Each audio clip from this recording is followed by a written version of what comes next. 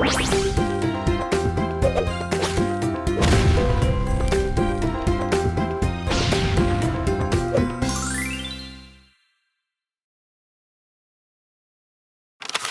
Mas Denny. Halo Mas Ema, Mas Cici. Oke, Halo, lama nggak ketemu ini. Oh iya, saksana ya. gimana Mas Ema? Tidak lama. Nggak lama. Ini Oke, ini saya awali ya. Sebenarnya pernah ya, saya tuh menghitung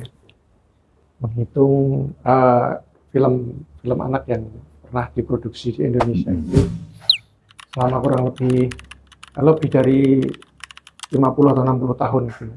Itu rata-rata, kalau di rata-rata itu cuma 1 sampai 2 film anak aja. Per tahun. Itu sampai tahun 2020-an. Kalau sekarang kan sudah nambah beberapa ya. Cuma tetap aja kalau dibandingkan dengan film-film yang genre-nya lain ya, misalnya drama untuk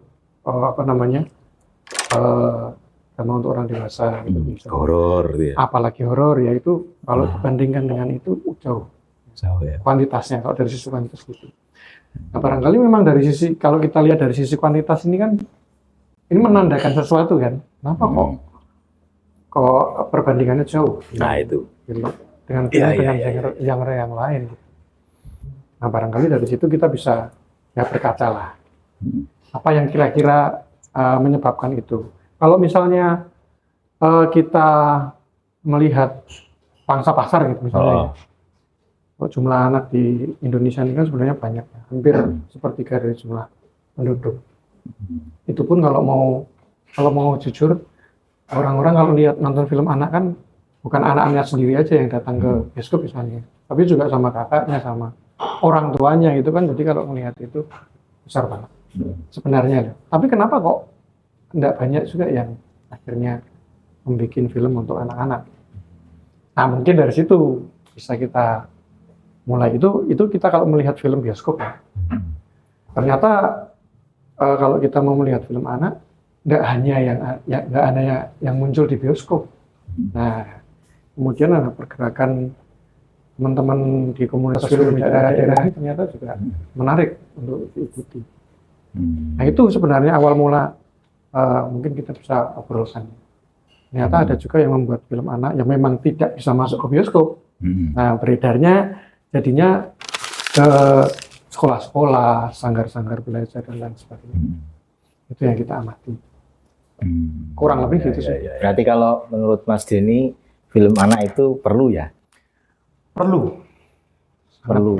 Ya, karena ya kita kalau melihat anak-anak kan belajarnya tidak hanya di sekolah ya, tidak hanya di rumah, tidak hanya di sekolah, tapi juga lewat medium.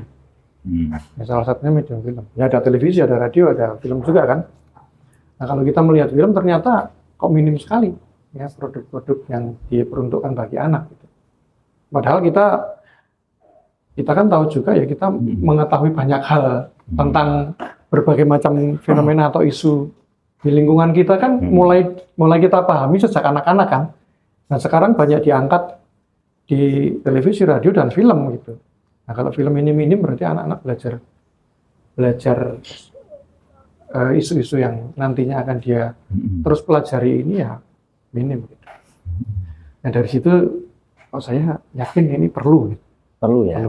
Kalau saya mungkin agak sedikit berbeda sebenarnya. Kalau ya film itu kan menurut saya sesuatu yang bukan dari kita ya, bukan dari budaya kita. Kalau saya, ya kalau ditanya perlu, sepertinya memang perlu dalam situasi atau latar belakang sekarang dunia ini ya maju, film ada di mana-mana dan sebagainya. Tapi kalau kemudian tadi ada pernyataan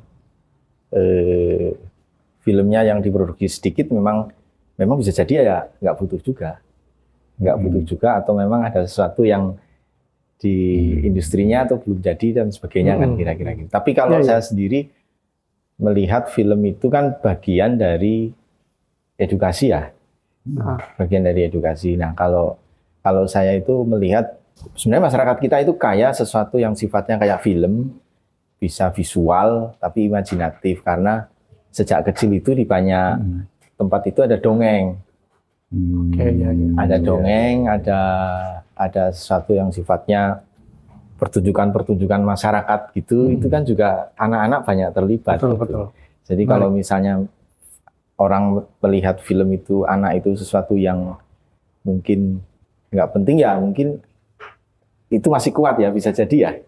Bisa jadi itu masih kuat juga. Medium yang lain masih kuat gitu ya. Medium yang lain masih kuat, walaupun sekarang ternyata pergeserannya memang film itu atau media yang sifatnya ada layarnya dan bisa kita lihat itu makin banyak gitu. Nah kalau dari sisi itu saya melihat ya perlu. Gitu. Mungkin itu jadi diskusi juga ya. Iya, betul. Mungkin gimana Mas Yoma itu Mas? Saya saya setuju, tapi kalau menurut saya itu gini. Kalau saya ngomong kok ceritanya lewat ya. Ya, sentimen sama sampean. Marah kali ya.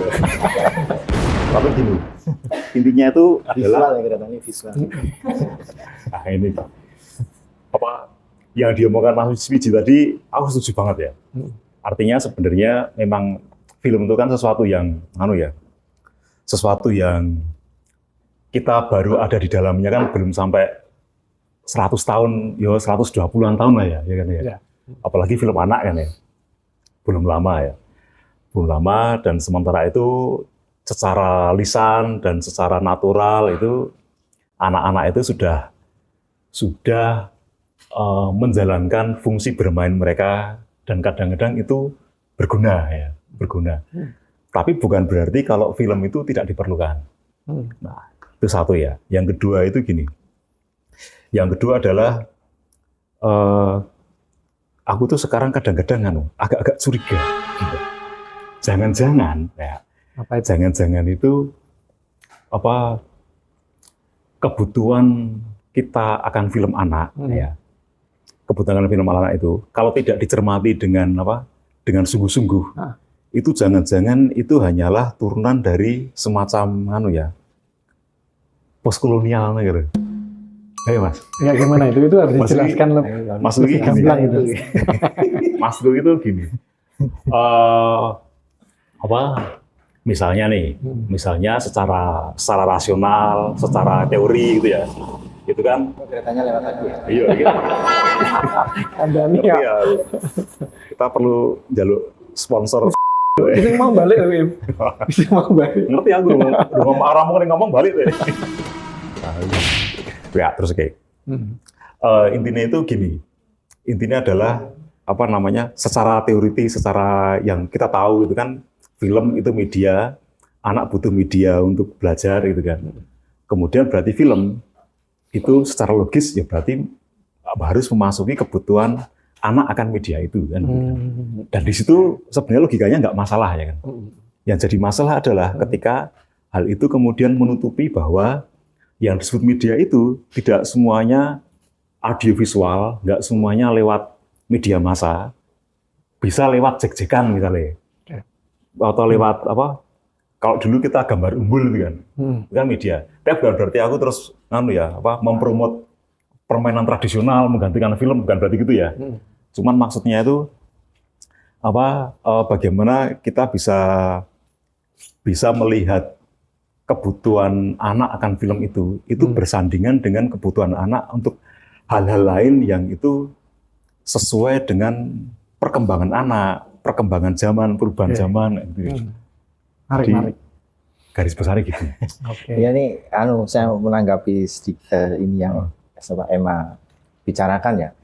Jadi kalau menurut saya memang kita juga perlu memperhatikan, jangan-jangan kalau kita bicara film anak butuh itu sebenarnya yang butuh itu bukan anak-anaknya ya, tapi industrinya karena betul sih. Filmnya harus banyak, harus box office gitu. Karena yang untung rumah produksinya eksis orang-orang yang mendukung di situ, terus mereka bilang film anak ini secara psikologis ini. Tapi anak-anak nggak butuh. Berarti kan perlu kalau kita tak pertanyaan film anak itu butuh atau enggak, kita harus melihat latar belakangnya sama ini sebenarnya butuh dalam kerangka apa gitu loh. Oke. Kalau butuh dalam kerangka film anak harus booming kemana-mana, apakah booming itu memang yang dibutuhkan anak-anak ya? Kan kira-kira gitu. Nanti tiwas itu bahasa Indonesianya apa? Nganu. Eh, Meninggi. terlanjur. Ya terlanjur ya. Itu Terlanjur. sudah booming semua film, tahu film anaknya film horor gitu kan ya.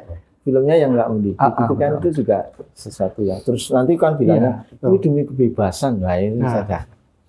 Iya. Kalau di masyarakat kita kan sebenarnya ada media-media yang kayak dongeng gitu tuh. Itu kan mereka sudah teruji zaman juga ya. Apakah film juga akan melihat hal-hal seperti itu ya?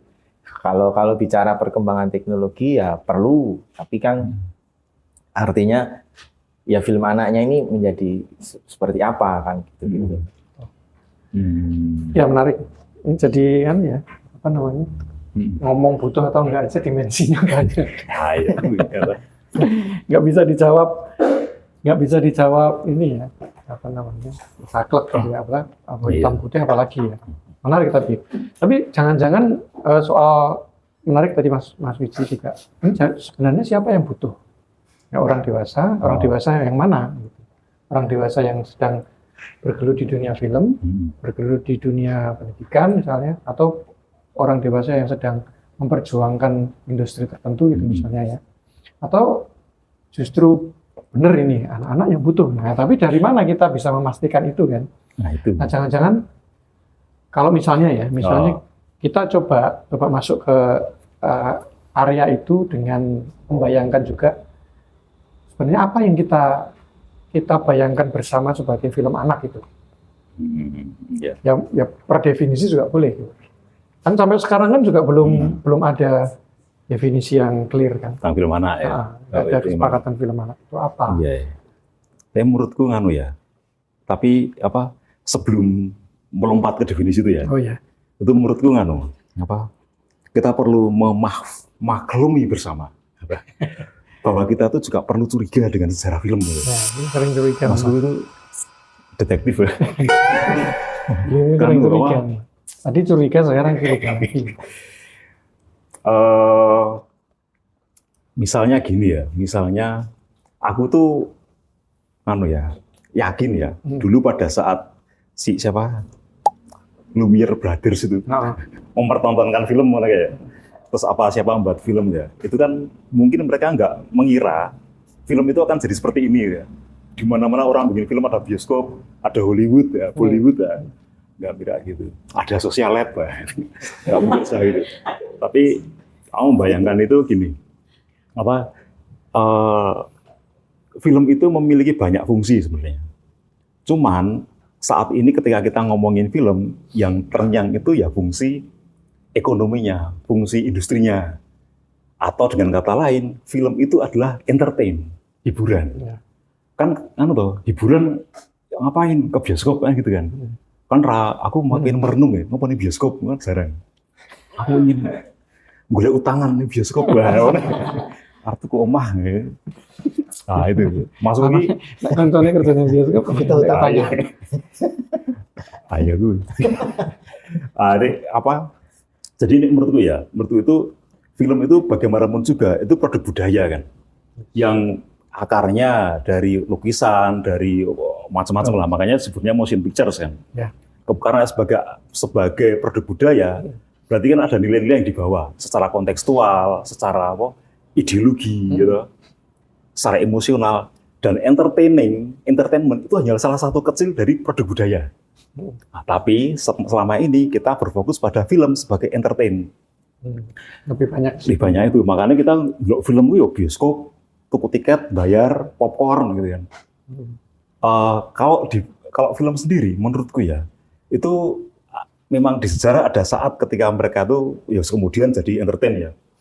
Tapi sebenarnya ketika ngomongin film sebagai entertain, maka pelaku utamanya ya orang-orang yang butuh di entertain oleh film, orang dewasa.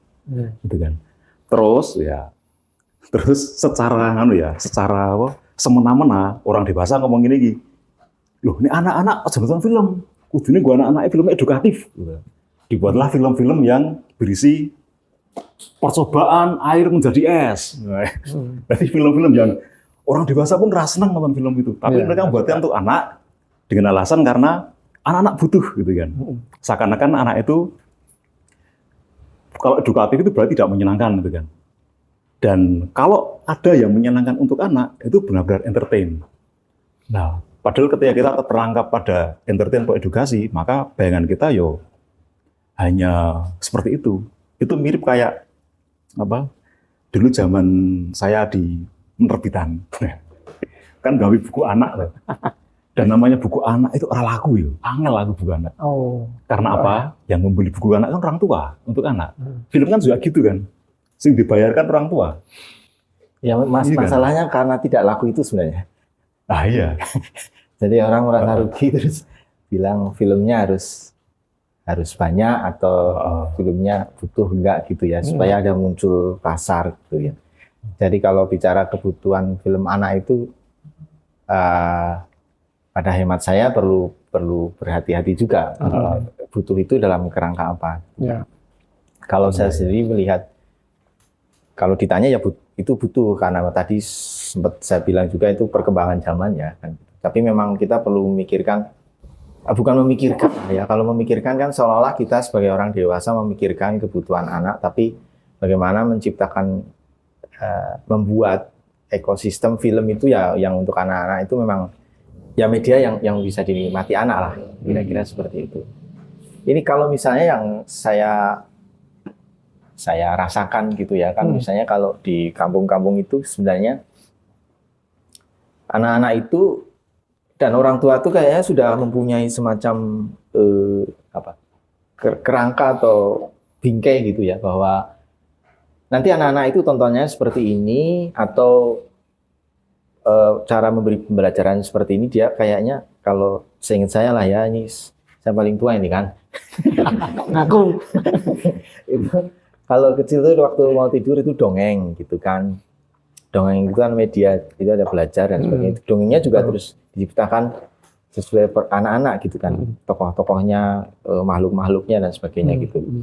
Terus kalau sifatnya tontonan itu kemudian ada wayang ya. Wayang itu kan dari malam sampai pagi. Biasanya anak-anak itu ditontonkan pada jam-jam tertentu. Diajak terus kemudian pulang. Di situ dia belajar untuk kumpul, jadi tempat untuk poin tertentu. Wayang kan ada adegan tertentu yang bisa anak-anak bukan boleh.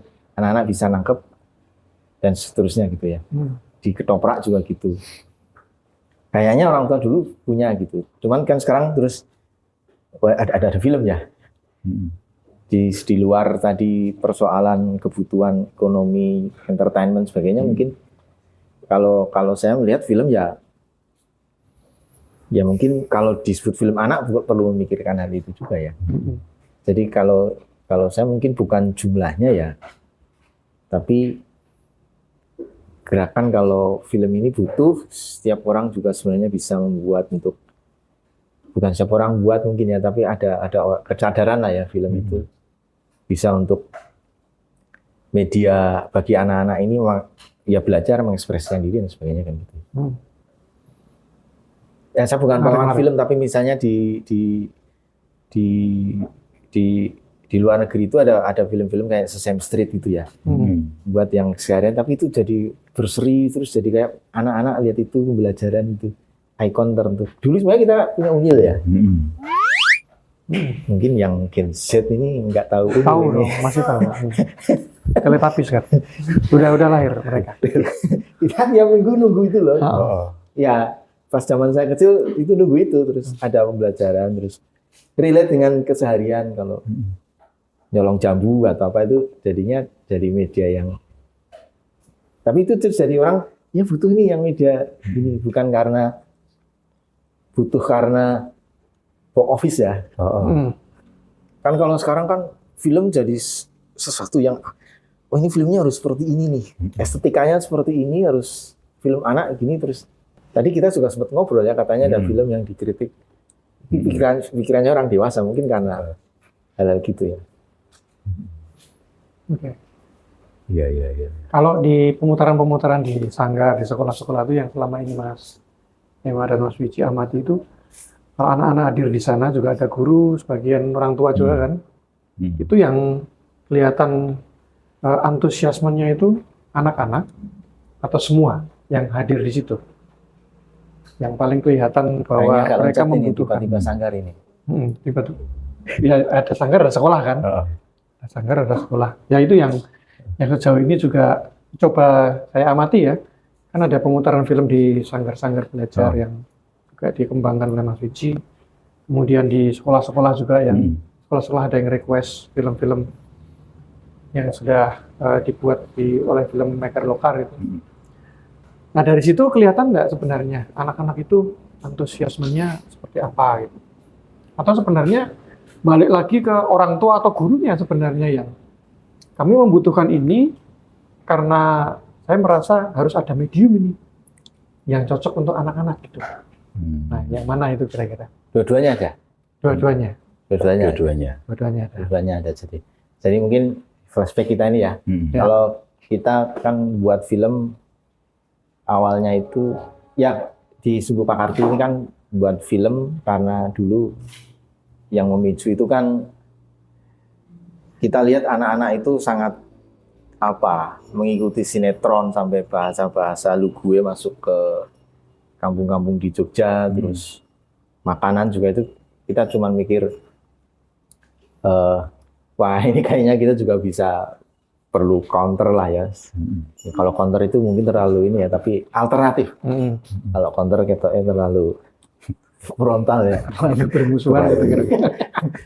Alternatif tontonan. Subversif. Alternatif tontonan yang sifatnya ya bisa membaur dengan keseharian anak-anak itu. Terus makanya kita memang punya pemahaman sebenarnya memang ada nih film-film yang bisa digenerate dari keseharian dan bisa membaur dengan anak-anak. Makanya kita bikin film itu terus tadi diputar di sanggar-sanggar gitu ya. Kalau respon itu memang kembali sebenarnya kalau pertanyaan kebutuhan siapa itu ya. Ada memang guru-guru karena tuntutan-tuntutan dari sekolah ya. Karena sekolah kan butuh media belajar. Mereka memang yang minta gurunya. Tapi pada akhirnya itu memang film-film yang kita bangun ini disenangi anak-anak karena terhubung dengan aktivitas anak-anak itu sendiri. Mungkin apa namanya? Ini usulan atau mungkin ini jadi semacam ya mungkin usulan ya kalau membuat film ya mungkin berorientasinya seperti itu ya. Bisa kebutuhan anak dan sebagainya itu. Tapi kalau pertanyaannya anaknya yang butuh atau gurunya ya bisa dua-duanya sih. Yang pengalaman kita sih anak-anak antusias juga. Ada yang tanya juga ada film lagi enggak kan? Iya. Oke. Tapi nganu itu apa namanya? Yang diobrolkan Mas Wiji tadi itu sebenarnya malah itu menyebut yang tadi Mas Wiji juga omongkan di awal ketika menyebutin ekosistem anak itu, ekosistem film anak itu. Terus pas mau nanya soal apa, tiba-tiba sanggar, terus Mas Wiji ngomong itu kok seperti meloncat ya. Nah itu malah menarik itu, karena menurutku itu ketika kita kan tadi sebelumnya kita membicarakan mengenai apa mendefinisikan film anak. Nah terus kemudian kita ngomongin dalam mendefinisikan itu, berarti kita memperhatikan beberapa hal yang berkaitan dengan itu, ya kan? Dan salah satunya, kalau menurutku, dengan pengalaman Sanggar dan membuat film kayak gini, ini kan sebenarnya Sanggar sedang menciptakan suatu ekosistem yang berbeda dengan ekosistem industri dan kapitalisme dari film kan.